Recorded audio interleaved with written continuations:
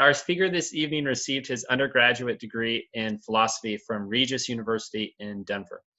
Dr. Wunsch pursued his graduate studies at the Pontifical University of St. Thomas Aquinas, the Angelicum in Rome, obtaining a baccalaureate, licentiate, and doctoral degrees in philosophy. Teaching at Christendom College since 2005, Dr. Wunsch has served as Associate Professor of Philosophy, Academic Dean, Director of Rome Academics, and Chairman of Philosophy. Having traveled throughout the country and internationally lecturing on various philosophical topics, Dr. Wunsch has been a regular speaker at the Magdala Apostolate for ICC, and also obviously for regular ICC webinars and lectures. We're delighted to have him return after his popular series on Aristotle's ethics. And Dr. Wunsch, the mic will be handed over to you after Father begins the opening prayer. Thank you, Andy. In the name of the Father, and of the Son, and of the Holy Spirit. Amen. Amen. O Master who loves mankind, illuminate our hearts with the pure light of your divine knowledge, and open the eyes of our mind to understand the teachings of your holy church. Instill in us also the fear of your blessed commandments, that we may overcome all carnal desires, entering upon a spiritual life, and understanding and acting in all things according to your holy will. For you are the enlightenment of our souls and bodies, O Christ God, and to you we give glory together with your eternal Father and your all-holy, gracious, and life-giving Spirit, both now and ever and unto ages of ages. Amen. In the name of the Father, and of the Son, and of the Holy Spirit. Amen. Welcome, Dr. Wunsch. Oh, thanks so much. And St. Philip Neri, pray for us on his feast today. Great to see everybody. It's a pleasure to be back here. I'm going to just kind of dive right into things here without much ado, much delay. So again, let me state at the outset what the objectives are, what I'd like to accomplish. I've set some modest objectives for us, and then delve right into the content. Now, the first kind of exciting thing I have for you is I developed my first PowerPoint presentation. So we teach a lot of seminar-style classes at Christendom College. Most of my public lectures, I haven't used various forms of digital technology to kind of enhance my lectures. But since we have gone online at Christendom College, I've had to learn a whole new set of skills, from synchronous kind of webinar, synchronous style classes to now. I had a little extra time on my hands. I had about 45 minutes, and I said, I would like to, if I was presenting this live, to write things on the board. And I'm like, how do I do that in this setting? I could write them on a piece of paper. I've done that with my religious sisters that I teach from Magdala Apostolate, and held the paper up to the microphone, or the camera, I'm sorry. But I don't think I want to try that tonight. And so I said, hey, maybe I could just decide to create a PowerPoint presentation. So that's what I've done, at least to provide some order, some direction for our talk this evening. So that will be a new thing, and I'm looking forward to seeing how that goes. I'm optimistic, but we'll see. So without further ado then, let me present here. I'm going to share my screen for the first time here and share this title of our talk. So the title of the talk is Discovering Wisdom, Aristotle, Islam, and Scholastic Philosophy. Okay, and this is a good segue into discussing the goals for our time together. Now, I think it's very important to have modest goals, okay? Now, if you're able to distill everything that I'm talking about this evening with perfect clarity, and even go beyond as I share certain things, you're able to maybe ponder new discoveries and new thoughts, or connect what I'm saying with other content that you've learned in other classes you've had, or in your own personal studies, great. But my modest goal for this evening is looking at our title, that we might understand a little bit better what wisdom is, okay? A little bit better the role of Aristotle, both in Christian thought and in Islamic thought, okay? And I'd like you at the end of our evening to understand what scholastic philosophy is. Scholastic philosophy, which we find in the Middle Ages, is not identical with all intellectual speculation that is going on in the Middle Ages, but has a particular flavor and gives to the intellectual patrimony of our church its own particular contribution.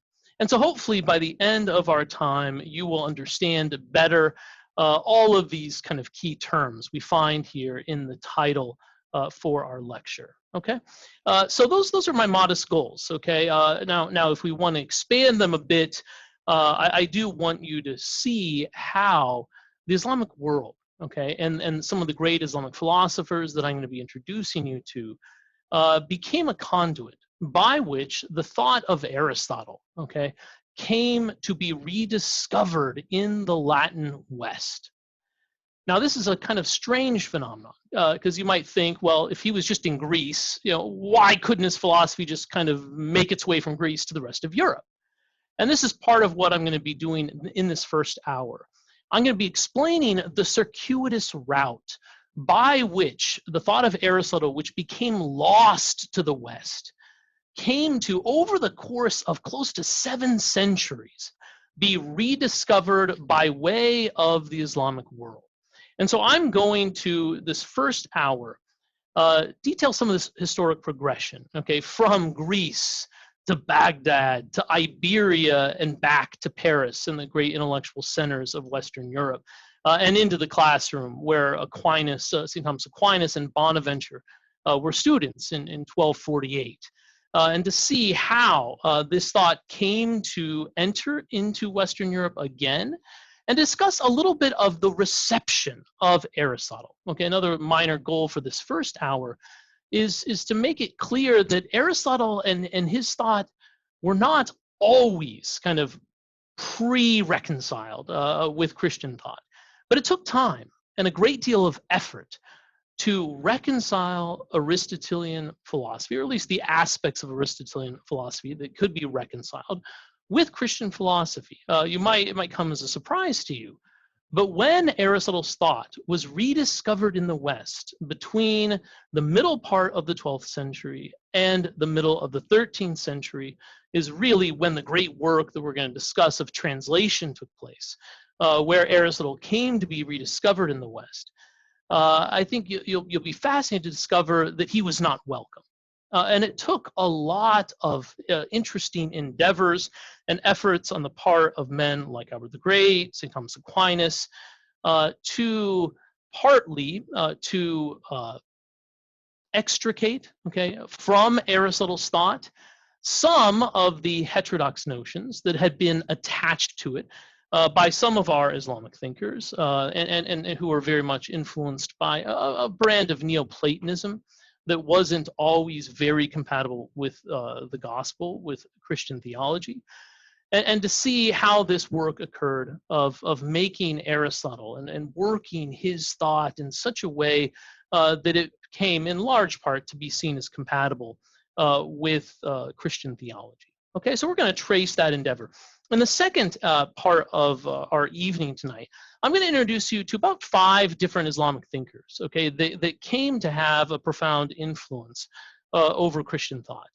Over men like St. Thomas Aquinas, we're going to talk about Al-Kindi, Al-Farabi, Avicenna or Ibn Sina, Al-Ghazali, and Averroes, or Ibn Rushd. And we're going to look at not only how their thought came to be seen as, in some cases, dangerous to Christian theology, but also how many of their philosophical insights came to be utilized. And I would argue even some of the signature insights, especially of Avicenna in the field of metaphysics, came to be handed on to Aquinas, who was very much influenced by the thought of Avicenna. And I would even go so far as to argue that some of the central, unique, and distinguishing contribution to the history of philosophy made by St. Thomas Aquinas were very much indebted to the philosophy of Avicenna. Okay, and that's something I'll like to show by the end of our second hour. Okay, so without further ado, let's delve into things. Okay, so our first slide here that I'd like to share with you. Okay, we're going to talk about, first of all, what philosophy is. So we have there Aristotle and Plato. We're going to talk about the nature of philosophy. Because, why are we talking about something kind of this kind of basic, provincial kind of beginning to our conversation? Well, it's very important because what we're going to be talking about is looking at a field of inquiry that hasn't always happily coexisted with religion, okay, with theology. And this is true, okay, both within the context of Christianity, within the context of Judaism, within the context of Islam, the great monotheistic traditions of the West, there's always been challenges to trying to harmonize philosophy with theology and with the faith. And so as we discuss this pursuit of wisdom, the pursuit of wisdom that is pursued both by faith, by these various religious traditions, but also by reason, and how can reason be seen to be compatible with the faith? These are issues that are really very much at the heart of our discussion this evening, as we try to see how the philosophical ideas of Aristotle, these great Islamic philosophers, came to be received into their religious traditions, okay?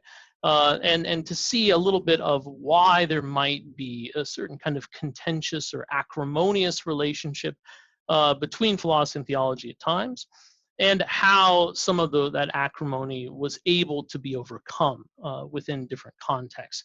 And so, without further ado, I'm going to begin by talking about what philosophy is. So if some of you have had me before, I have dealt with this topic. I think I discussed maybe with Dr. O'Donnell on a different occasion. We had a kind of a team taught, well, it was over the course of multiple weeks, reflection on faith and reason. You might refer back to that if you're so inclined. And so I make some of these distinctions in other talks, but I think they're very important to make at the outset, because I think a lot of our average kind of churchgoers have a hard time wrapping their head around what philosophy is. So I'm going to kind of roll through this very briefly as we set the stage for discussing what Islamic philosophy might be, okay? So philosophy can be understood in two different senses. There'd be philosophy in the wide sense, okay, and philosophy in a more narrow and strict sense. It's only in the narrow and strict sense that philosophy is distinct from theology. In the wide sense, philosophy is actually taken to be identical with theology. Let me explain. Okay. Now, one of the terms that is featured in the title of our lecture this evening is wisdom, discovering wisdom. And philosophy in the wide sense is defined as the love of wisdom. Okay, the love and pursuit of wisdom, which the very word philosophy connotes. The love of wisdom is the definition, okay, of philosophy in the wide sense. Okay. Now, I'd like you to see something here, though, because if we define philosophy in this way, we'll discover that it cannot be distinguished from theology. Okay, and this poses certain problems. And so it is a good definition. It's a working definition that works in many different senses. But as we'll discover, there needs to be a more narrow definition if we're going to talk about the difference between philosophy and theology. Why is that? Well, let's start with understanding what wisdom is. So I would argue that wisdom, if I had to simplify, is an understanding of the ultimate causal explanations of reality. Okay, so wisdom goes beyond knowledge. Knowledge gives us insight into certain facts about our experience, but wisdom gets at the heart of things, if you will. It understands the answers to the foundational question. Where does everything come from? Where is it going? What is man? What is happiness? Okay, it deals with the most broad and general questions. And it gives you insight into the foundational causes that make reality be as it is. Okay? Now, if that's the definition and our understanding of wisdom, and if I asked you where you go to become wise, your answer might be, well, I go to my faith. And that's exactly what Augustine would say. Where do we get answers into the perennial things? We get the best and most certain answers to the perennial questions, the most important, most all-encompassing questions by way of religion. And we gain it with the highest degree of certitude. And for this reason, St. Augustine says true philosophy is identical with true religion. True philosophy is identical with true religion because it's in religion that we discover the foundational answers to all of those questions. You know, Christ is the Alpha, the Omega. He's the beginning. He's the end. Okay? And we understand who man is, what man is made for, what his happiness is. we get answers to all those foundational questions, and with the highest degree of certitude by way of our religion. That's why also Clement of Alexandria, the great philosopher who was very much influenced by Plato and influenced by Stoic thought, said, when I found Christianity, I found the true philosophy. Because it's in Christianity that man becomes revealed to himself. It's in Christianity that he finds the ultimate answers to all of those foundational questions, okay? Now, if that's the case, true philosophy is identical to true religion, we have a problem, however, because you'll find that if religion is what we deal with theology, and it's identical with philosophy, well, then philosophy and theology completely overlap. They're the same thing. And for reasons I'm not going to fully get into, the Scholastics, so we're going to talk about them a little later, came to see a need to distinguish the way in which we come to wisdom, okay? Whether by faith or whether by reason, okay? And if you look with me at this next slide, okay, it speaks to this, okay? So the Venn diagram you see here, maybe if you've seen my talks, you've seen me use these. If you look at the Venn diagram on the right, this represents the domain of philosophy, okay? What is discussed, all the truths of philosophy. And the circle on the left represents the domain of theology, okay? And you'll notice that they don't totally overlap, okay? But they partially overlap. Okay, if you look at the terms that I provided here on this slide, articles of faith and the preambles of faith speak to two different kinds of truths, okay, that belong to theology, okay? The articles of faith are defined as those truths that belong exclusively and only to theology, okay? The truth that Jesus Christ is Lord, you need to have faith in order to affirm that. That the Godhead is triune. To affirm that, you need revelation and faith to come to that conclusion. And so the articles of faith belong on the left side, okay, to the part of theology that reason cannot prove, okay? And then there are the preambles of faith, and this is the overlapping region between philosophy and theology. And there are truths that belong there to both philosophy and theology, the truths that God exists, okay? These truths are able to be proven by reason, okay? Reason unaided by faith. The truth that the soul is immortal belongs in this region as one of the preambulum fidei, a preamble to the articles of faith. And so it belongs to both philosophy and theology. Why? Because these truths are both revealed. You read the scripture, you discover that God exists, you discover that after life, part of man, his soul, survives death and will either live up north with God or down south, in the inferno, okay? But these truths were also proven by way of argument, okay? Aristotle and Plato, for instance, offered arguments, if you will, for the existence of God, the immortality of the soul, as did many philosophers who came after them, who gave arguments, okay, on the basis of reason to affirm those truths.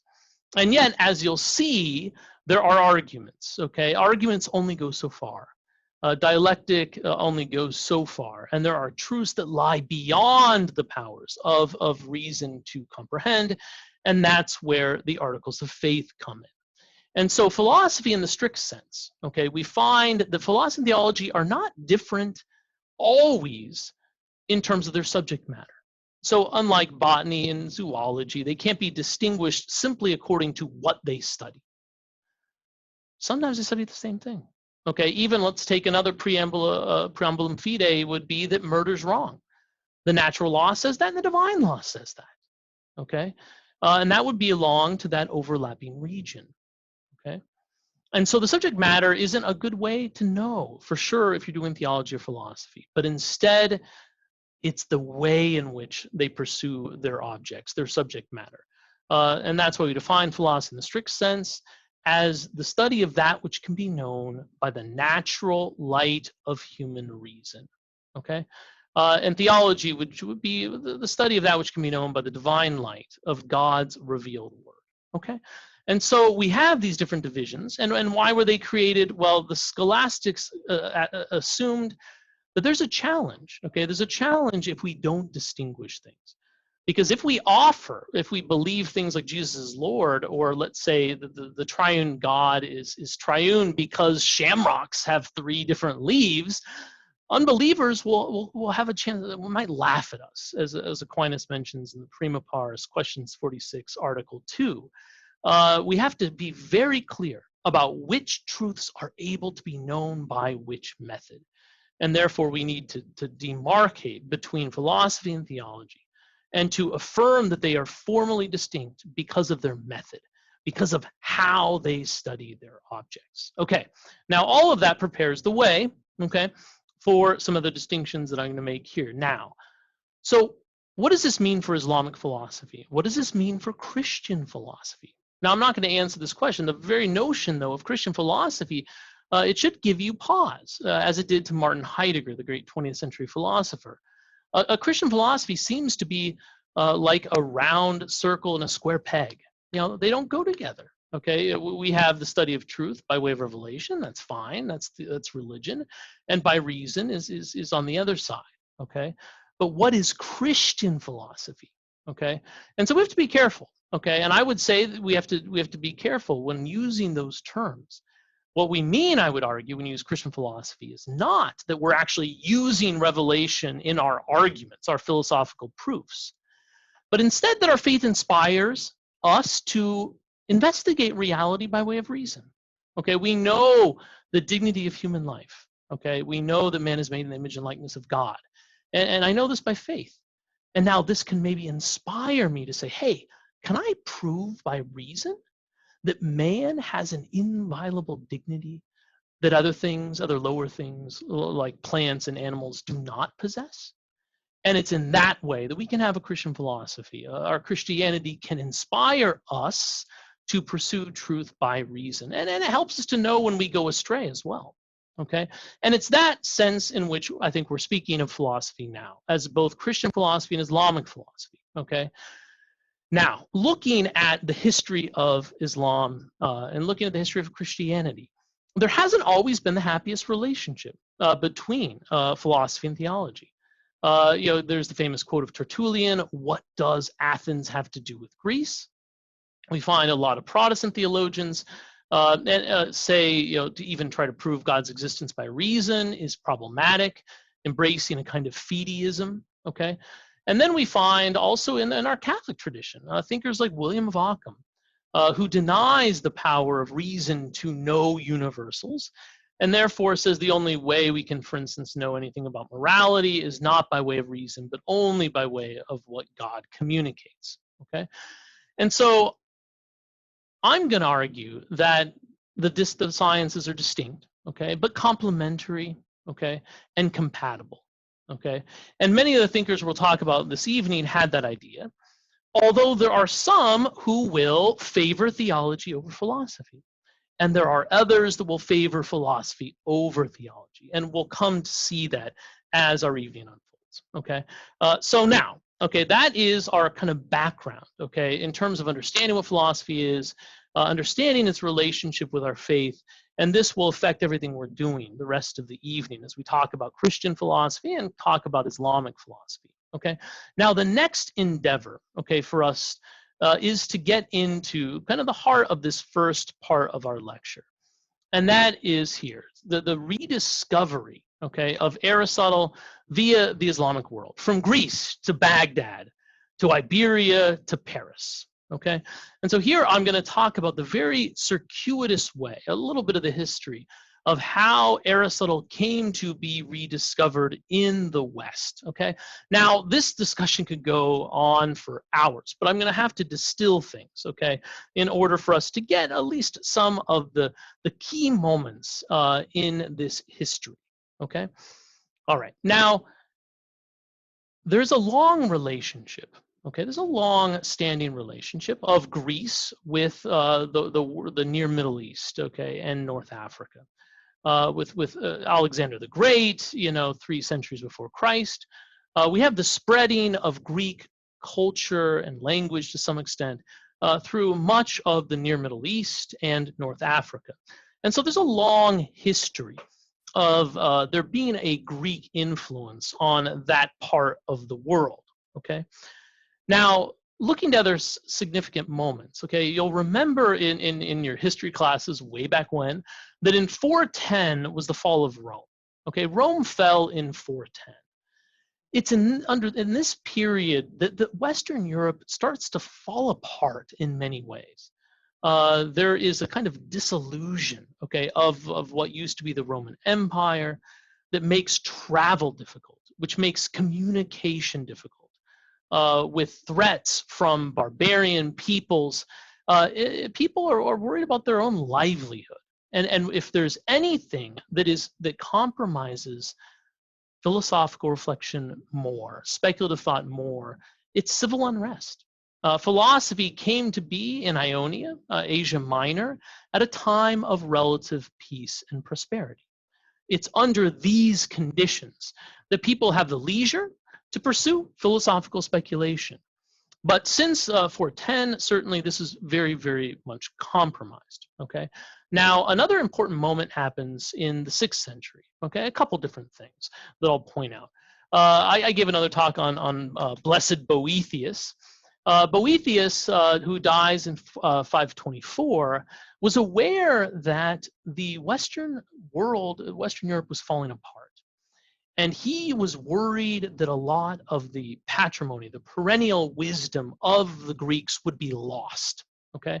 And so during his formative education in Athens, he made a commitment to try to translate, okay, all of the relevant and most important works of Greek philosophy, especially those of Plato and Aristotle, from Greek into Latin, okay? And he is largely successful, okay, and a lot of the works were already translated of Plato, who people found, for reasons I might discuss a little bit later, to be a little bit more compatible originally with Christianity. But then he began to translate Aristotle. Sadly, this work was not successful. He was put to death in 524, and by the time of his death, he only had the ability to translate a few of the logical works of Aristotle. He translated Aristotle's categories. He translated his De Interpretatione, 2 of the logical works of Aristotle's Organon. His Organon was a collection of his logical works, came to be translated. And those were the only works of Aristotle that survived throughout the Middle Ages until they're rediscovered in the 12th century, okay? It was those works that were in the monasteries when at Bec, places like Bec in France, when the great abbot Saint Anselm, okay, and his monks told him to prove God's existence using dialectic and reason. They were inspired by Aristotle's logic, and they wanted him to offer rational arguments, okay? But the whole width and breadth of Aristotle's thought came to be lost. Okay. Another important moment happens in 529.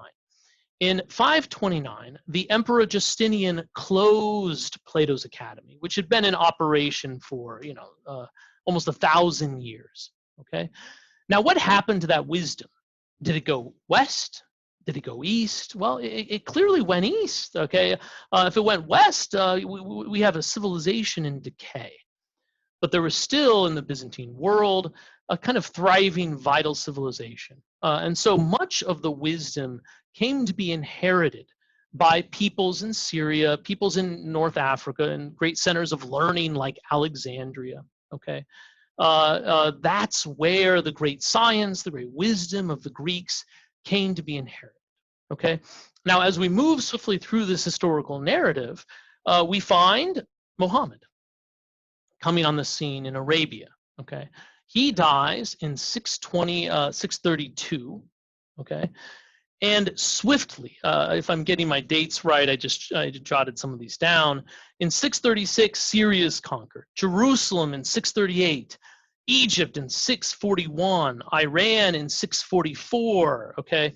And swiftly, by the beginning of the next century, okay, by the beginning of the 8th century, we find the Islamic world stretching, okay, from the Hindu Kush mountains of India all the way to the Iberian Peninsula. Okay, we have this massive spread of Islamic religion. Now, a lot of the peoples there saw them as the new conqueror. Okay, but what inevitably happens is this new conqueror inherits the wisdom that exists in the peoples of these lands. Okay, now to make a long story short, there's another important event here that happened. Okay, during the reign of a man by the name of Al-Mamun. Okay, Al-Mamun is a caliph. He's the head of religion and society in the city of Baghdad. Okay, and it's this great city of the Islamic East that becomes a preeminent center of learning. And this Al-Mamun, okay, he develops what he calls the House of Wisdom.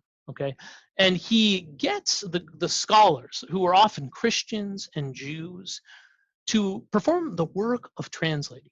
Okay, a lot of this great Greek wisdom, which has come from Greek into the native Syriac dialect, it's then translated into Arabic. Okay, and made present at one great center of learning in Baghdad. And from here, okay, this wisdom is spread to other parts of the Islamic world. These madrasas. A madrasa is a center for scholarship, often features a kind of bookshop, a place for copying text.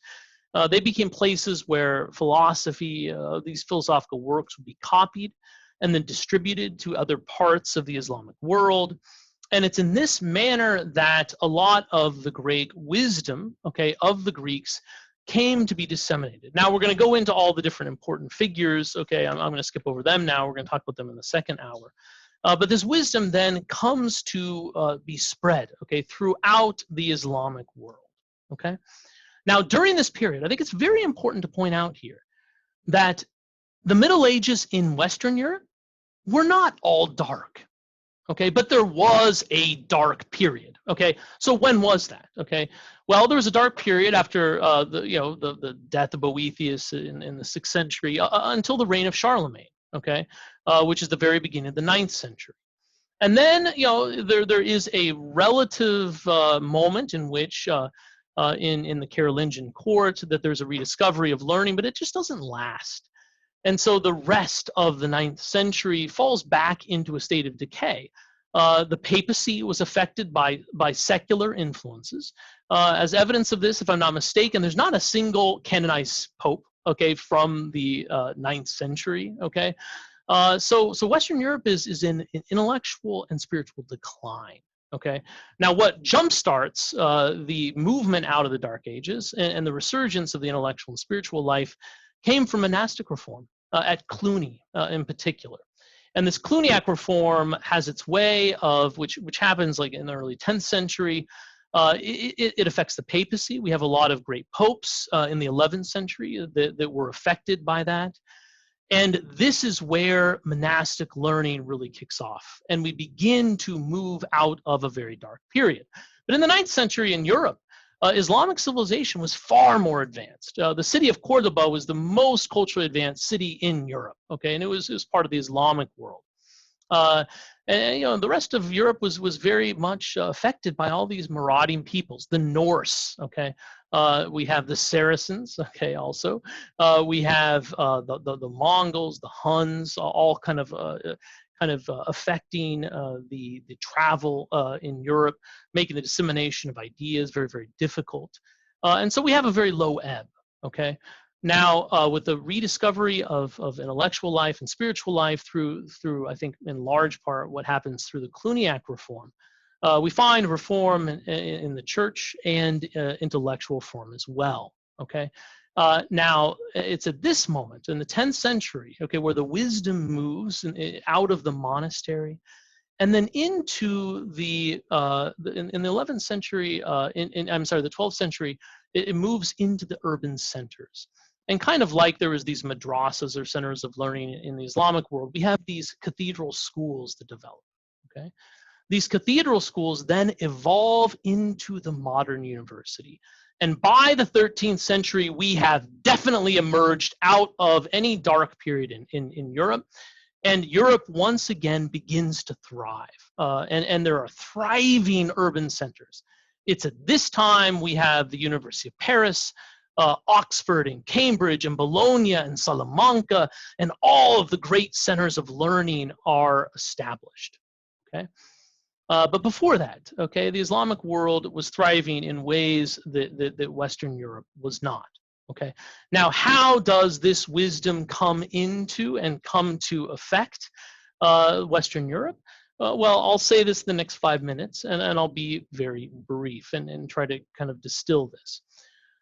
Well, it's during the Reconquista, okay, as parts of Iberia are conquered again, okay, and also certain islands like in Sicily and in other parts of the Mediterranean are kind of retaken by Christian forces, that there comes to be an encounter between Christian civilization and Islamic civilization. And what they discover would be the works of Aristotle and the great commentaries on Aristotle and the great philosophical works that have been produced by Islamic scholars, all come flooding into Europe at the same time between 1150 and 1250, okay, the middle part of the 12th century into the 13th century. A wealth of content and wisdom comes flooding into Europe, okay? Now, it exists at first in translation, okay, and now I'm going to get into some of these other slides, okay, that I'll go through really briefly on when we return. But one of the first great works will be to get better translations, because you'll notice Aristotle has gone from Greek into Syriac, into Arabic, and sometimes into Spanish before he comes back into Latin. And so there'll be a need to get quality translations directly from the Greek of Aristotle's work. And that will be one of the extremely important endeavors of the scholastics, okay? And there's also going to be a need to extricate, to separate the authentic teaching of Aristotle from the thought of his commentators, because sometimes his commentators do not always interpret Aristotle in a way that would be compatible with Christianity. And therefore, there's a need to distinguish Aristotelian thought from the thought of his commentators, okay? And this work then happened over the course of 100 years, okay? We find these translations, okay? This bad game of telephone is overcome, and he comes into Europe as his thought is in what is first an adulterated form. In fact, it's not even clear which ideas are his, which ideas are that of his commentators. And so there's a need to separate his thought, okay? And this is why originally there are a host of ecclesiastical prohibitions, especially kind of a heterodox Neoplatonic influenced understanding of Aristotle. Came to be seen as dangerous. He affirmed things like the world is eternal, that God doesn't know singulars. There's a kind of determinism in their understanding of things. And so Aristotle's thought was prohibited from being taught in 1210. It was only through the work of St. Thomas, the work of Albert the Great, where they were able to say the authentic Aristotle, if extricated from a lot of his commentators, his thought could be reconciled with Christian teaching. And it was just at the time, and this is how God works providentially maybe, that Aquinas, St. Thomas Aquinas, and Bonaventure are students at the University of Paris, that the totality of the Aristotelian corpus exists in good translations, okay? And they are part of the first generation of individuals to have access to this wealth of wisdom. Now, what they do with it is something that we're going to talk about in the beginning of the next hour. And then we're going to go back and hit some of those major Islamic thinkers to see, okay, what their different contributions were to these new insights, okay, that come into Western world by way of the Islamic thinkers who were the conduit by which Aristotle made his way from Greece, okay, through Syria, through Baghdad, through Iberia, and all the way to the classrooms at the University of Paris. Okay, so we'll take a look at that after the break. But let's take a wee break here for a few minutes. I'll give you a chance to stretch, get a drink, and then we'll take a look at that when we return. Thanks so much. Yeah, so thank you guys. It's a whirlwind tour that we just made. Okay, we made a whirlwind tour. But again, what I'd like to emphasize here is we have modest goals. Okay, all those particulars are fun. If you want to go back and get them, fine. But I want us as to be informed Catholics and to be aware of things that are fascinating. We assume, that Aristotle and Plato, since they wrote, their works were always present. Now, Cicero praises the poetry of Aristotle, but his poetry was never rediscovered, okay? And it's non-existent, okay? And it's not all of his work, but actually his class notes that came to be passed on. But again, it was at an earlier time, Plato was reconciled, if you will, with Christian thought, as we'll discover here in a moment. And that's why kind of Platonic influence thought of Augustine came to be seen as orthodox, the conservative school. And when Aristotle was discovered and Aquinas was open to learning from Aristotle, he was seen as a novelizer and someone who's dangerous. Even after St. Thomas Aquinas, there was prohibitions against the teaching, and I'll mention in a moment, of Aristotle. That happened in 1277. His thought was seen to be dangerous and was condemned, much of it, certainly as interpreted by Averroes, someone we're going to talk about the second hour. But even Aquinas was kind of, his reputation was wounded by these condemnations, and his old mentor, his professor, Albert the Great, as a very old man at the age of 77, had to come from Cologne, Germany to Paris to defend the reputation of his star pupil. There was Franciscans who had general chapters where they would, there's a whole literature called the Correctio literature, where they corrected all of the dangerous errors of the Summa Theologiae. And young Franciscans were not allowed for these impressionable young minds to be afflicted, with the subtleties of Aquinas' thought, which were seen to be too open to the novelties of Aristotle. Now these are really interesting things that maybe many of you have not been aware of, okay? So let's start with this point, okay? And then we'll move on from there. Now, the point I'd like to make here is, okay, now what is scholasticism, okay? Because remember, we have modest goals. We want to learn a little bit about what philosophy is, what Christian philosophy, Islamic philosophy might be, who are some of the central thinkers, how did the thought of it in the Islamic world come to affect the Christians. We've already talked about wisdom. But what is scholasticism, okay? I would argue that scholasticism, and we can understand this because of the first hour, okay? Scholasticism is, I think, associated with two things. For someone to be a scholastic, they have to check two boxes, okay? They have to be a schoolman, okay? So scholastic means someone who pursued wisdom in the context of a school. And that was not always the case, okay? Where was it pursued before that? And anyone want to respond? Where was it pursued before? It was pursued in the context of the cathedral schools and the universities. It was pursued in, anyone want to respond here? Do we got a hand? A little hand? Yeah, go ahead. Martin, yeah, go ahead. The monasteries? The monasteries, exactly. It was in the monasteries. It was in the context of the monastic life that intellectual speculation thrived in the 11th century, okay?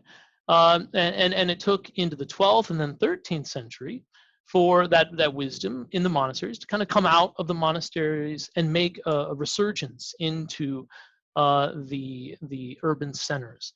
So we have some of the first thinkers, okay, beginning a little bit in the monasteries when they had access to some of Aristotle.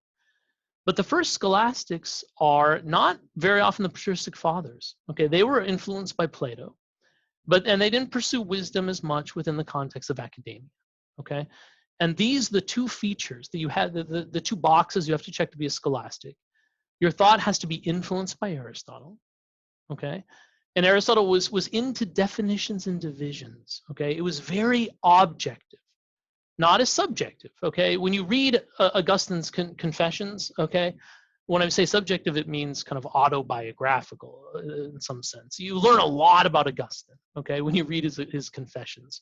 It has a kind of subjective focus of truth. It doesn't mean relativistic, but there's a focus on the individual and his coming to truth within the context of his own concrete human existence.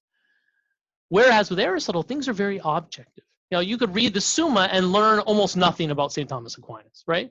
You don't learn anything about him when you read about the Summa, you know, because he's influenced kind of by Aristotle's way of doing things. There's a lot of definitions and divisions. He keeps things very objective, okay?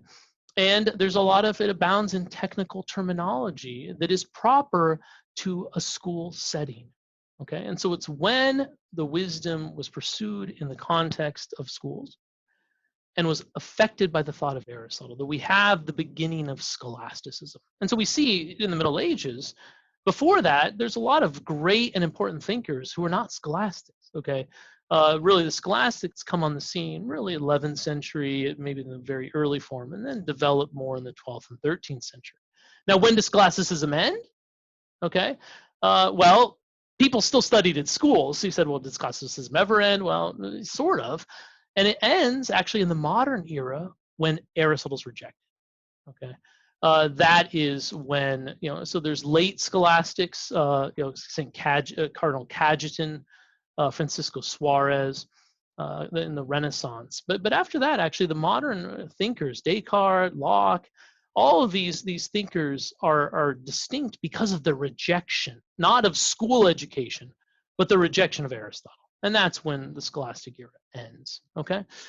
So we're talking about how the scholastics, though, came to be influenced by Aristotle. So let me finish that first part of our chat, and then we're going to get into some of these specific ideas, you know, espoused by these thinkers that came to affect our scholastics in the West. Okay, now we talked about how his thought was not very well received. Okay, but through the work of individuals like Albert the Great, St. Thomas Aquinas, you know, kind of purified it. It came to be well received. And then by the middle part of the 14th century, by 1350, if someone wanted to present themselves for theological studies, they had to show a mastery of Aristotle. Okay, and so Aristotle goes from being persona non grata, okay, in 1210 to, you know, only 150 years later to being essential to the education of the aspiring theologians. Very, very fascinating. Okay, now moving forward in our slides, okay, one of the last slides before we get into the Islamic thinkers themselves would be Aristotle and the religious orders, okay? And I say this because it's just one way to help organize our thoughts about how his thought was received, okay? I'm going to focus on the Franciscans, the Dominicans, and then what I'm going to call the secular masters, okay? The Franciscans, Dominicans, and the secular masters, which are basically the secular or diocesan clergy. Now, all of these orders and the diocesan clergy had a place and had chairs, permanent chairs of theology, and also often taught in the philosophy faculty at the University of Paris. Now, why do I keep speaking about Paris? There was the saying in the Middle Ages, okay? And I'm actually, it's been a long time since I read this. I'm just kind of speaking from memory. But I think Germany has the empire, okay? Rome has the church, and France has the knowledge, okay? The central part of the intellectual life, the flagship university was the University of Paris, okay? And it was there that people went to become educated, and then the people who were educated there were then dispersed, okay, to other great centers of learning, Cambridge and Oxford, and Salamanca and Bologna and Cologne and Naples, etc., okay? Now, at the University of Paris, okay, we found Dominicans, we found Franciscans, and we found secular masters, okay? Now, the Franciscans, and this doesn't work perfectly because they don't all Franciscans, there's a greater diversity than I'm insinuating here, okay? But in general, they were the conservatives of the time, okay? And what does it mean to be conservative? It means to have your philosophy, okay, and have the philosophical foundation for your theology be the thought of Augustine and who is very much influenced by Platonism. And so the conservative Franciscans vacillated between being hostile to Aristotle to only mildly accommodating. Okay, so they would say things like Bonaventure that Aristotle's good for his logic, his ethics are okay, his natural philosophy of nature is good, but his metaphysics are terrible. Okay, whenever Aristotle starts speaking about supersensible reality, it's then we have to kick him to the curb and go with Plato. Okay, and I think there's actually some cause for that assertion. Now the Dominicans are the middle position. Okay, they had a kind of openness to wisdom wherever it could be found, including from Aristotle, as long as his thought was purified, okay, of certain editions that came from often some of his Islamic commentators, okay, like Averroes. Averroes is the commentator. We'll discover here in a moment, whenever Aquinas writes the commentator in his Summa Theologiae, it's referring to Averroes. Averroes, as we'll discover, thought Aristotle was almost like the height of the possibilities of the human intellect. And so Averroes didn't try to come up with novel ideas, although he sort of does anyway. But his whole commitment was to simply comment on Aristotle. His commentaries are fantastic and expansive on the thought of Aristotle. But some of his interpretations were dangerous, okay, on issues we'll talk about here in a moment. And so he came to be seen as a little bit dangerous. And so the Dominicans wanted to purify Aristotle from the novel interpretations of him and as interpreted by people like Averroes. And as long as he was kind of seen and understood in his own form, okay, extricated from all the Neoplatonic and Islamic additions to his thought, they thought he could be largely reconciled, okay, with a Christian worldview, okay? And then there were the secular masters, people like Siger of Brabant and Boethius of Dacia. These were diocesan clergy, and they often taught not in the theology department as much, but in the arts faculty, the faculty of arts, the philosophy faculty, if you will, at the University of Paris. And they often taught Aristotle hook, line, and sinker, but also as interpreted by Averroes, okay? And it was because of that that often they got in trouble, okay? And it was many of those individuals, including some of the specific people I mentioned, like Siger Brabant, that were condemned in those condemnations I talked about before the break in 1270 and in 1277. Okay, but now you get the kind of lay of the land. Okay, now having said all that, we have to make some other distinctions. Like St. Thomas Aquinas quotes Augustine more than anybody else. Okay, and so Aquinas' thought is again, he's open to wisdom wherever it can be found. Okay, in Plato and Aristotle, in obviously the Church Fathers, but then also in other individuals, okay, like the Islamic thinkers, okay, and we're now going to see how some of the insights of these great individuals, these great philosophical minds, came to influence the angelic doctor, okay? So that deals with, hopefully, a little bit of this whole transmission of how Aristotle came to be rediscovered in the West, what some of the challenges were to him being rediscovered, and how the Islamic world acted as a kind of conduit by which Aristotle's thought was rediscovered. Okay, so now we're going to get into, with the remainder of our time, I think we have about 20 more minutes before we take questions, we're going to get into some of the thinkers themselves. Okay, so with our next slide, we're going to first talk very briefly about this first Islamic thinker, okay, by the name of Al-Kindi. Okay, so you can see that he philosophized, okay, during the period of the golden age, if you will, of Islamic civilization.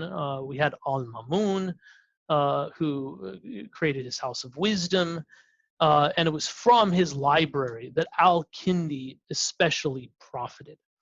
Now, I would say he is of some of these early thinkers, okay, that we're going to discover, is the first and only Arab. Okay, he's from Arabia.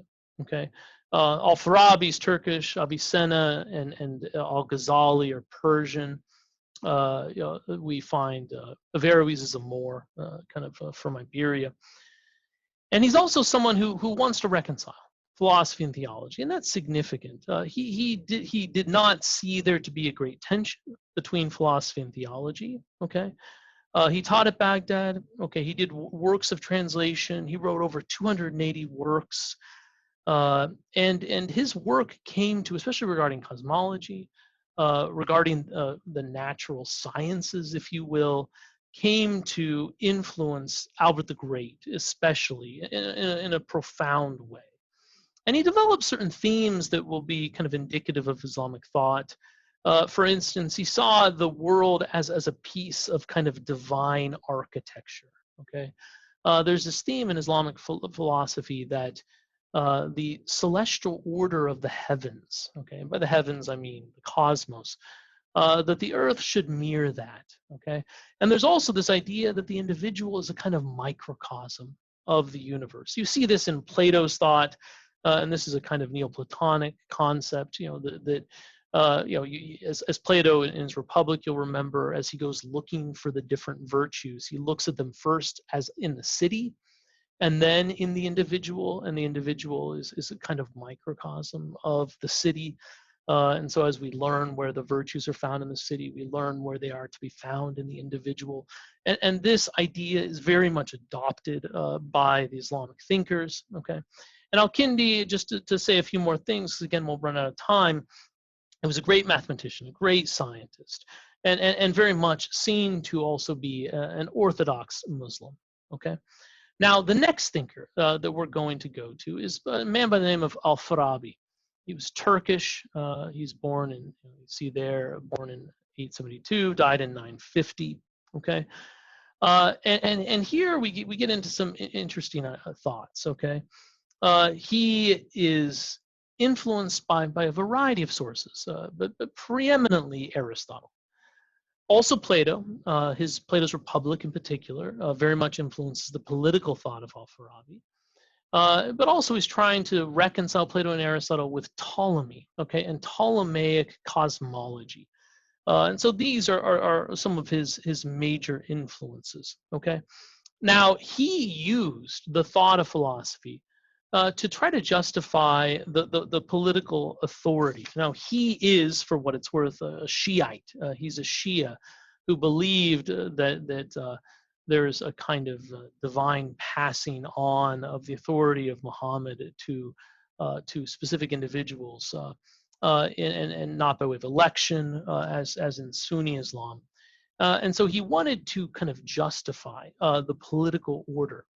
And he found that in his study of the cosmology, okay, that the cosmos had a way of, in philosophy, mirroring the kind of political order he wanted to establish on Earth. How so? Okay. Now, I'm going to introduce you to an idea that comes from the Neoplatonists that is very important, okay, here. The Neoplatonists are thinkers that philosophized after Christ, okay? Plotinus is a very famous one, lived during the 3rd century. He's a very famous Neoplatonist. And they developed some very important ideas, okay? And one important idea that they pass on to the Islamic thinkers is this. It's their theory of emanation, okay? The theory of emanation as the means by which the created world comes into existence, okay? Now, I'll talk about that in a minute. Why their thought about emanation is so fascinating and important is because though it is a kind of deterministic view of how the created world came to be, the Neoplatonists were the first individuals to give philosophical arguments for creation ex nihilo. Okay? It's an important mark of ancient Greek thought that none of them, with the exception maybe of Plato, believed that the world had a beginning in time. Okay? Aristotle definitely held the world to be eternal. Okay? Almost all of the ancient Greek thinkers thought the world was eternal. And so the idea, the Judeo-Christian idea that the world has a beginning in time is a radical idea. And this is actually, I think, a good example of Christian philosophy, of how this insight of theology then affects philosophy, and said, hey, can we make an argument to defend that? And as we'll see with Avicenna, he does give an argument, kind of defend creation ex nihilo. Now, what does it mean to be created ex nihilo? It means that there is not some matter out there, okay, that even a Platonic kind of demiurge, who's a divine architect, makes the universe out of. Some inchoate, formless matter that a kind of creator just imposes form on. But no, the idea of creation ex nihilo is that everything comes from God. Okay, there is no stuff out there that does not have its origin, its existence in God. And so everything comes from God, and God sustains all that is made in existence. And this idea first comes from the Neoplatonists, okay? But you'll see that their version of creation is not identical with what we see, what we affirm in Christianity. They held that God is thought thinking itself, okay? He is pure act, no potency, and his very act of thinking about himself, he creates, okay? This idea of thinking is creative, okay? Now, another way to put this that might make a little more sense of their idea of creation is that God is perfectly good. And that's by the nature of goodness is diffusive. Goodness spreads itself. Goodness is attractive, and goodness spreads, okay? And so if God is perfectly good, they envision, the Neoplatonists, that God is like a cup of overflowing wine, okay? That God is perfect, all-expansive being and goodness, and that his being then overflows, okay, in a hierarchy of lesser beings. And so everything that comes to be from God. And everything has a share, a limited share granted, in God's limitless being. So God simply is thought thinking itself, perfect goodness, and by nature, his being is diffusive into other beings in the universe, okay? Now, there you have an idea of creation ex nihilo, because there's nothing that doesn't come ultimately and have its origin in God. What's problematic is it happens by way of necessity. And this becomes problematic. And so for the Islamic thinkers who adopt a kind of Neoplatonic understanding of creation, hook, line, and sinker, their thought will be seen to be heterodox in relationship to Islam and in relationship to Christianity, because we do have now, okay, from the Neoplatonists, a created world that always came forth from God. And so it was made, and it comes from him, made out of nothing, but it still always existed because God was seen to always exist, and he always creates or makes a world, okay? Now, how does this work? Okay, and I'm going to get into another slide. This is where things get pretty crazy, so bear with me. But the way this happens is God creates and pours forth, okay, into different souls, okay, these intelligences. They're like angels. His life from God, okay, thinking himself, produces an intellect, a single being, which is a kind of angelic being that moves the outermost of the spheres, the concentric spheres, the celestial spheres that go around the world. Again, in the Ptolemaic conception of cosmology, the Earth's at the center, and there's a series of celestial objects that appear to orbit it, okay? And we find that each of these orbits, okay, is moved by its own intelligence, an active force, a kind of angel that moves the body, the physical body associated with that celestial orbit, okay? And so we find ultimately God, who's thought thinking itself, thinks himself, he creates the next being, okay, which is the first intelligence. The first intelligence, thinking about God, then produces the second intelligence. So thinking about himself as necessarily coming from God, produces the next intelligence. and then which is the soul, okay, if you will, the moving principle of that concentric sphere, and then thinking about himself as possible, okay?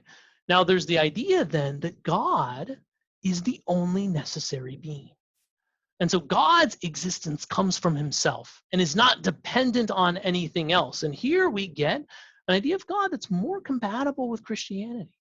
Whereas everything that comes forth from him in itself is only possible. And so they come forth of necessity from God, okay? And that's where Avicenna will say all things that come from God are necessary per accidens, he says, in relationship to God, but not per se. That is, God as necessity comes from his own nature. He exists by his very nature. Whereas all these other intelligences exist, okay, as receiving their existence from another, from God, okay? And as this kind of hierarchy then of beings, we have a set of angels that are created, okay? 9, and the last one, the 10th, the 9th, it moves the moon, the sphere of the moon. The 10th is the agent intellect that ultimately creates the world as a kind of demiurge, okay? And we have then God, okay, kind of in the celestial order. And then in the political thought, okay, we have of Al-Farabi, he'll say, well, the caliph, okay, the head of the Islamic world is likened, okay, to a kind of godlike principle. And then society is hierarchically ordered underneath him, okay? Now, the last intelligence is what he calls the agent intellect. I wish I could get into this more. But it's ultimately the agent intellect that creates the world, okay? And the caliph has access to the agent intellect, which makes man to know, and a particular insight that allows him to govern wisely. And then we have a hierarchy of society with all the people at the bottom, you know, and then we have hierarchy of officials, which are like those hierarchy of angels, with the ruler at the top, like the prime mover or the godlike principle in Neoplatonic thought, okay? And this idea of the universe, the strange hybrid, okay, of Ptolemaic cosmology, a Neoplatonic theory of emanation, is something that's adopted. Now, I want you to focus on this, okay? And this is where Islamic philosophy becomes kind of heterodox. Okay, you'll see that the world is eternal. Okay, that's one way in which it's problematic. Second is that God creates by way of all these intermediary intelligences and not all at once by himself. Okay, and that is problematic. They also would say that it's really the agent intellect, the lowest of these intelligences, that makes man to know and that directly creates the world. And so even God's knowledge of the particulars of creation is not necessarily affirmed. And that is problematic, okay? And then as a final problematic idea that is adopted by Al-Farabi and passed on to Avicenna is the idea that the soul of man is ultimately at death, his soul survives death, okay, even if his body cannot. But his soul is united to the agent intellect and not to God himself, okay? And so these notions, which were taken over from the philosophical tradition they inherited, got Al-Farabi in hot water, okay, with Islamic orthodoxy. And it got, as well, his star pupil, this man Avicenna, okay, in hot water as well, okay?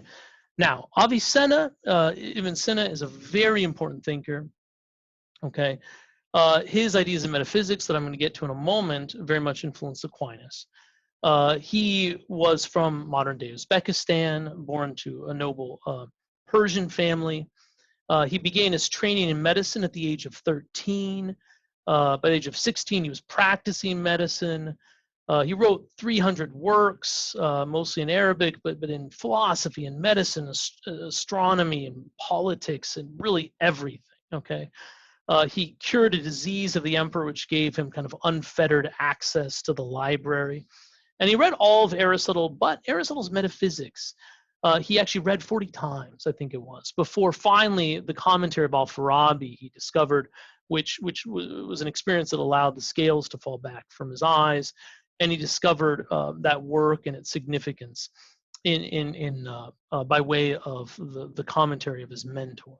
Okay, now what is distinctive about Avicenna? Okay, he adopts much of what I just said of the cosmology of Al-Farabi, his predecessor.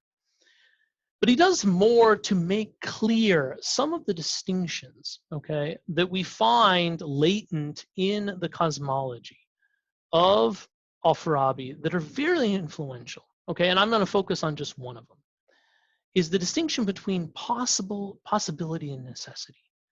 The distinction between something, the distinction also between essence and existence, okay. He would say that it's only God has the essence to exist.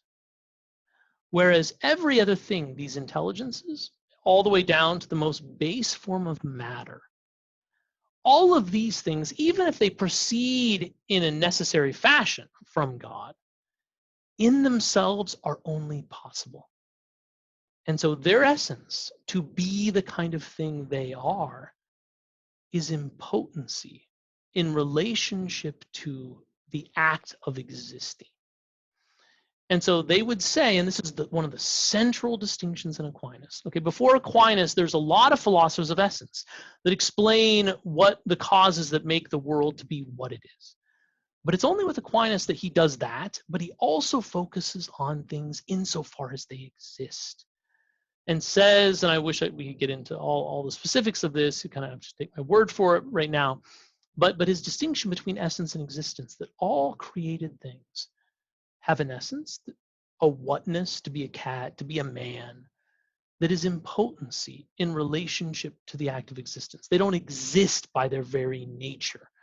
And therefore, existence is something that ultimately has to come from God, okay, who exists perfectly as the only necessary being. Everything else in itself is just possible.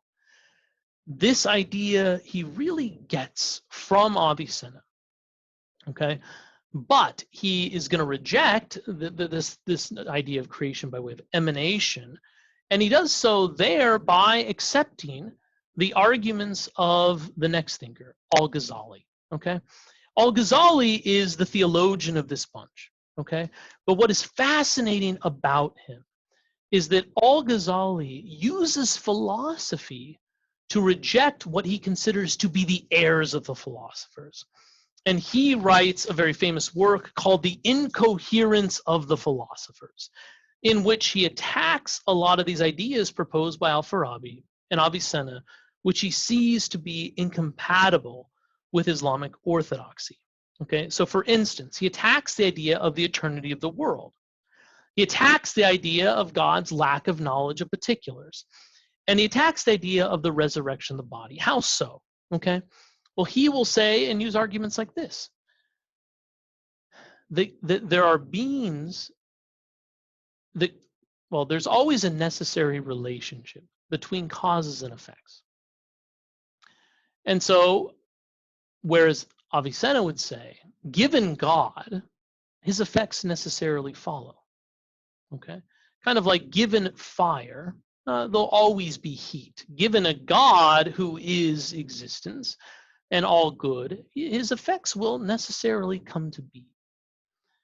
But Al-Ghazali would say, yes, but not all causes create by an act of the will. Okay, and so though there is a necessary relationship between God as cause and the world as his effect, okay, it's only on the condition of his willing freely the existence of the world that it comes to be. It doesn't proceed then from God's nature, okay, directly by a necessity of nature, but instead by a free act of the will. And God simply, outside of time, willed from all eternity for the world to be created, and created with a beginning in time.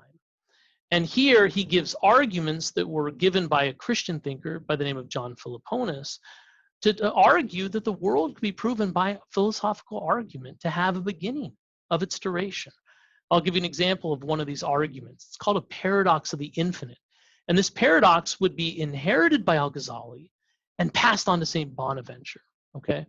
He would say that if the world always was, then there had to be an infinite amount of past days, okay? But if there was an infinite amount of past days, we never would have arrived at today. Why not? Well, the very definition of the infinite is that it is incapable of being traversed. It's untraversable. The infinite is limitless. And therefore, if there is a limitless amount of past days, we never would have arrived at today because that infinite amount of past days could not have been traversed. Therefore, there has to be, because we arrived at today, a first day.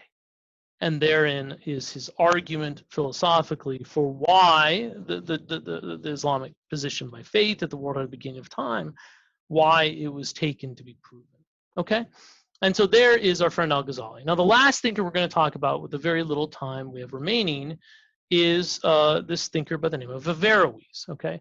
Now, the other thinkers we mentioned previously, okay, they all exist in the eastern part of the Islamic world. Okay, and I might add, Al-Ghazali also gives arguments to reject. The God is all perfect. He must be omniscient, and he must have knowledge of particulars, not just universals.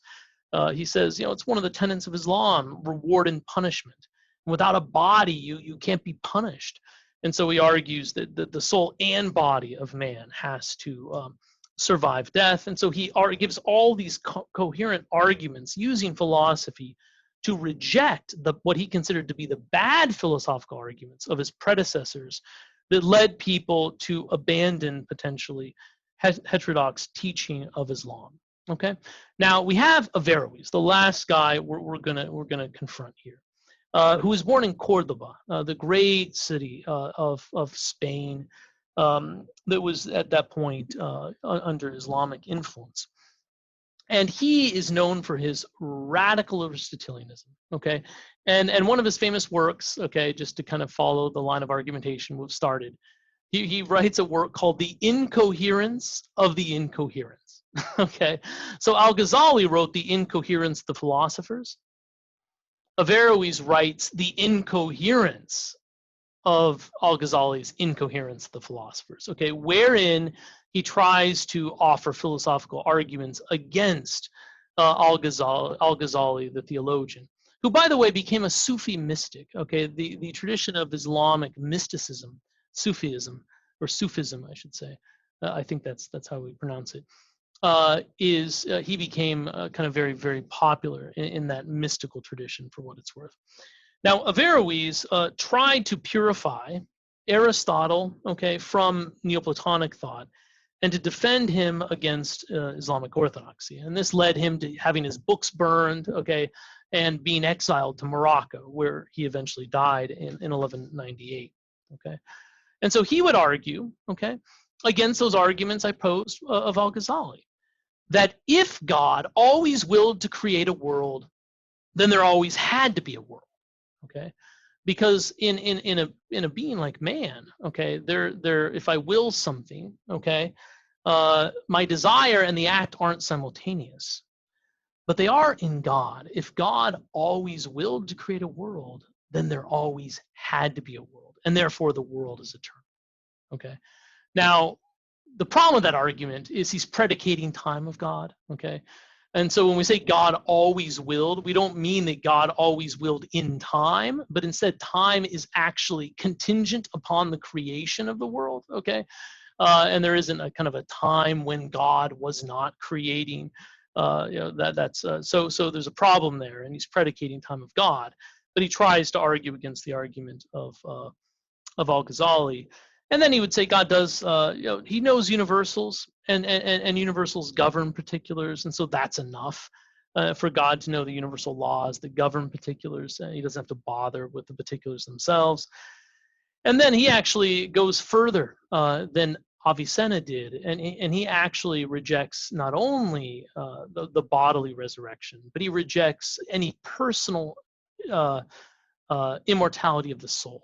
okay, in his unique interpretation of De Anima, the work on the soul of Aristotle, he thought that there was just a kind of immortality for the species, but not for individual men, okay? And it's this idea that Aquinas will write his De Unitate Intellectus, contra Averroistas, is on the unicity of the intellect against Averroes, to try to reaffirm that no, there is not one intellect, one soul for all men, the kind of quasi-pantheistic idea that was espoused by Averroes, okay? Now, in politics, maybe this is the last thing I'll say, he also had an idea that was seen to be very dangerous by the theologians. He would say there's three classes of people. The leaders should be philosophers, okay? And then they are served by the theologians. Now, he tried to reconcile theology and faith in this way. The philosophers tell the truth by way of argument. And theologians give the truth in ways stupid people can understand. Okay, they tell stories that communicate the same truths that are communicated directly by argument, by philosophy, but the people can't understand that. So we give to them allegories, we give to them stories to communicate the same truths. And so philosophy and theology are compatible, but it's clear what is superior. And what's superior is actually philosophy. And then there's the ordinary people of society, okay? Now, this idea is obviously contradicts the Quran, it contradicts, it's highly problematic, but it becomes very influential. You see even an idea of a kind of Hegelian rationalism and pantheism. You see the almost idea of theology as just a tool to kind of control the masses, influencing the thought of Machiavelli, okay, a very important political thinker in the Western world. But you can also see how his thought is very dangerous, okay. So we have this great wealth of wisdom, but we see that there is a real need to judiciously look at it, to judge what is true from what isn't.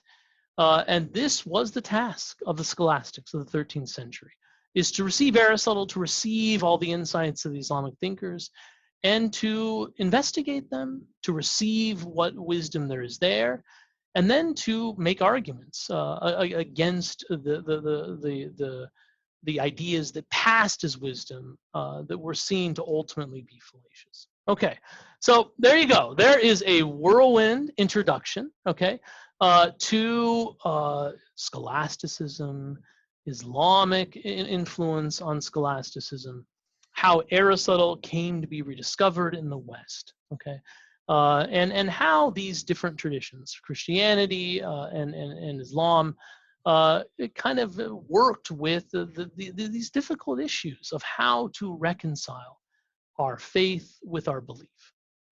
Excellent. Dr. Wunsch, thank you so much. Yep. On behalf of everyone who is here, we had over 300 live feeds coming in here tonight. Cool. So Cool. Thank you. This was you're most welcome. We'll transition into Q&A in just a second. Just one a little nugget pulling out here that we can take home from the many that you've given us. This realization that history is kind of filled with all these twists and turns that we may not expect. When you were going through this section about how like St. Thomas Aquinas was like this, you're not supposed to read him. That's kind of like too crazy. That should shake us up a little bit and help us realize that, at the same time, history is a lot more complicated than we may think, and yet God's hand is guiding the whole thing. We don't have to sort of see that all those twists and turns and fall into despair, but rather see it as an adventure that God's calling us to live through. Yeah, so, and what a fortuitous thing, isn't it? That all the twists and turns of losing Aristotle and then finding them, and then finally we have some decent translations right when one of the greatest synthetic minds that ever lived is sitting in the classroom, ready to inherit and judiciously use that trough and wealth of information. It's just amazing. So again, this is a very the last thing, and then we'll field some questions here. But this is a scholarly field that is very hot in medieval studies, okay? And so I'm scratching the surface of all that lies underneath. And so I gave you a bunch of scholarly sources. They might be over, it's kind of difficult to begin with. So I think I'd probably start with those histories, okay? I have a history of medieval philosophy. This is by Armin Maurer. There's the Great History of Philosophy, the best in English language. It's really long. It's Frederick Copleston's. But the medieval history, medieval philosophy, which is part 2 of this like 7-volume series, is a good place to start. So you even then see Islamic thought within the wider context of Islamic thought, okay? And then after reading some of that, you can begin to read some of the philosophers themselves, And so I have a couple different compilations that I have there that present some of kind of on different issues, some of the philosophy of these thinkers themselves, and I think maybe dabbling in those might be fun, and even to look at medieval philosophy in general, not just the Islamic thought, but to appreciate even Islamic thought and its contribution within the wider frame of reference of medieval philosophy at large. All right, we're going to pull up our questions here. For those who are participating via video, if you have a question as well, please feel free to just raise your hand, and I'll call on you. Actually, yeah, Martin, you can go ahead and start us off. Yes. Did the conquest of Alexandria by Islam play any role in the dissemination of the the Greek philosophy to eventually to Europe? Oh, very much so. Very much so. So that was and remained from really the beginning of throughout the Middle Ages a great center of learning. Okay, so that was, and it's actually in that center of learning you even find some great Neoplatonic thinkers. Okay, came from that specific center of learning. We find. Even some of the great Jewish thinkers come from there. It does become one of the other major epicenters of intellectual life throughout that period of time. Yeah, very much so. Thank you. Great. Thank you, Martin. Yeah, thank you. Yeah. There's a question coming in from Anonymous, and then Stephen, I see your hand there too. Yeah. Who is writing in here, and it's saying, okay, I know Christian thinkers who engage with Plato and Aristotle, but were there any Christian thinkers who engaged with pre-Platonic or post-Aristotelian Greek philosophers? Yeah. Okay, so say the last part again. I'm trying to get the time frame right here. Yeah. Pre-Platonic or post-Aristotelian. Got it. Yeah. Okay, great. Absolutely. So the pre-Socratic philosophers would be the pre-Platonic philosophers. So that would be thinkers like Thales, Anaximander, Anaximenes, Heraclitus, Parmenides. Their works, though, sadly, there aren't a lot of existent works of those thinkers, but they exist in the thought of other people. Okay, but even like Aquinas, when he is writing about his commentary on Aristotle's metaphysics. He reflects extensively on Parmenides and his idea that change is just illusion. Aquinas makes reference to Democritus, who Karl Marx wrote his doctoral thesis on, the great materialist of the ancient world. So Aquinas and the Islamic scholars, they're all familiar with the kind of piecemeal excerpts from the pre-Socratic thinkers. And then, the Neoplatonic thinkers are post-Aristotelian, okay? And they have, with their whole theory of emanation, a major influence on the Islamic world and on the Christian world as well. Thinkers like Porphyry and Plotinus. There's a whole range of those thinkers that are important. And then some of the great Stoic thinkers are definitely a cultured individual. Would read the Epicureans, would read the Stoics, would read a little bit of the skeptics, but it's not really until the early Renaissance that where they read Sextus Empiricus and people like Michel de Montaigne take the skeptic tradition more seriously, and there's a reemergence of skepticism in the Renaissance. But all those other thinkers very much are thinkers that Aquinas makes reference to. He's talking about the passions. He's quotes the Stoics and their attitude towards the passion of anger. He quotes the Stoics there, and the Islamic thinkers also are influenced by those individuals. Okay, great. Stephen, go for it. I have this book right here. It's volume 1 of a multi-volume set written by Ibn Rushd Nice. called Distinguished Jurist Primer. Oh, cool. This is, Wow. this is one of the most elite Yeah. Islamic jurists in history from the court of Cordoba. His Yeah. nom de plume, when he was writing Mhm. philosophy, was Averroes. Yeah, that's fascinating. And Yeah, that's I great. say that because I'm told Mhm. when I go to Cairo, I'm setting up my question, is Yeah. that when he was run out of Cordoba for his philosophy, all of his Mhm. books were burned, and the only ones, his Yeah. only writings that remain are in Latin. Yeah. The question I have is, if I bring up the Arab philosophers you were talking about, Averroes, Mhm. Al-Farabi, especially Al-Farabi and Avicenna, Mhm. they point out that they weren't so much into Neoplatonism as they were into Hermeticism, That's interesting. and which incidentally bears an a big resemblance to Neoplatonism. You know, Yeah, yeah, it does. And I think that's a fair comment. Certainly Neoplatonic thought, very very similar. There's ideas that are of that strain, and they did affect Al-Farabi and Avicenna. But you're right. There's other influences and other sources that are very similar to that. And I would, if I wanted to make a more subtle distinction, Averroes actually wanted to purify philosophy from the influence of post-Aristotelian thought. He kind of saw Aristotle as almost like the divine mind, and that philosophy had reached its peak with the thought of Aristotle. And that's why he didn't want to produce really original works, but only wanted to comment on Aristotle. So he is not as open to the kind of quasi-Neoplatonic ideas as thinkers like Avicenna and Al-Farabi. But you're right, there are other influences, and that would be one of them. So it's a good distinction, a fair comment. Yeah, thanks, Stephen. Thanks, Stephen. Yeah. Did any of the other video participants have a question? I have 2. Okay, cool. Yeah. There's going to be 2 that I actually am going to conclude here with, and Dr. Wunsch, I'm going to answer it by showing how to access our library, actually. So okay. These 2 were,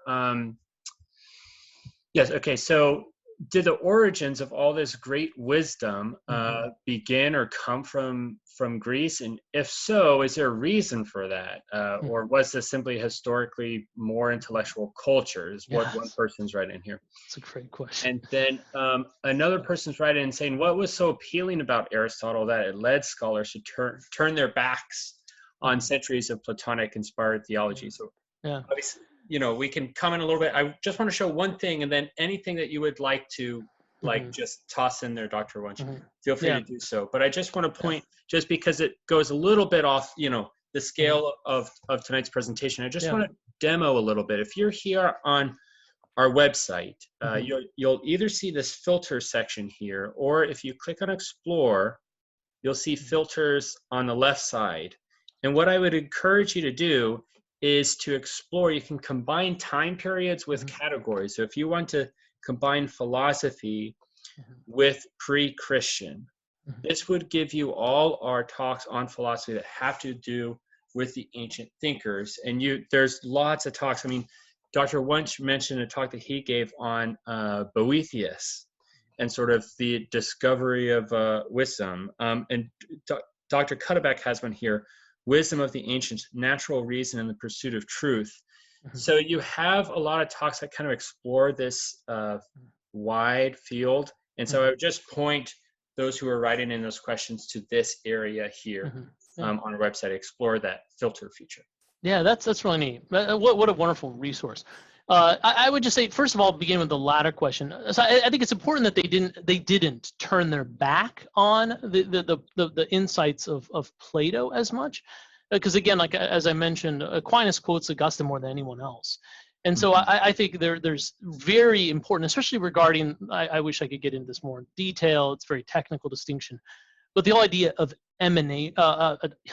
not emanation, but the whole idea of exemplarism. Okay, so in Aristotle, the world is eternal, the prime mover is eternal, and the prime mover moves the world.